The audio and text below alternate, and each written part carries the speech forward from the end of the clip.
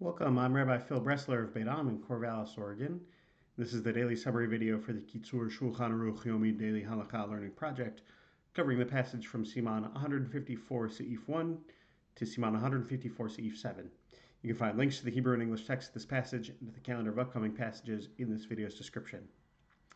So it goes without saying that men have long had weird hang-ups about menstruating bodies and menstrual blood. And I don't know whether it sounds proportionate or not for fully 5 chapters out of a book written by men and for men that's 211 chapters in length to be devoted to menstruation, but that's what we're up against here. So here goes with the second one.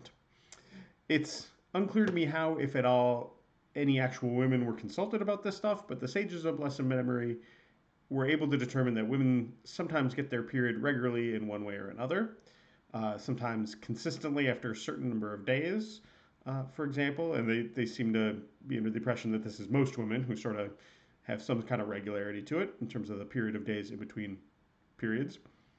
They also seem to think it's possible to sync up to the calendar, always, having your period come on Rosh Chodesh or on the 5th of the month, for example. They also seem to be aware of PMS.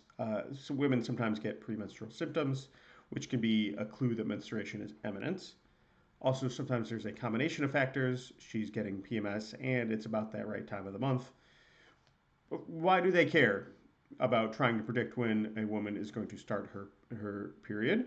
Well, just like the 7 clean days, as they're called, afterward, just like they create sort of an additional buffer between them and that horrible, icky, unthinkable event, they want to create a buffer on the front end too.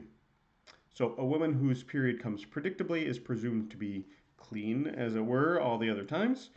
In fact, she shouldn't make any kind of display of examining herself in front of her husband, lest her husband get freaked out. But of course, doing so frequently in private is still commendable.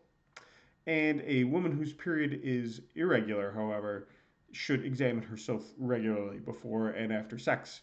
Obviously, that's her responsibility, even though it's something that it's the men who have the weird hang-ups about. That's all for today. As always, our learning is dedicated to Rabbi Shlomo Gansfried, the author of the Kitzur and the historic Jewish community of Uzhhorod, Ukraine. See you tomorrow.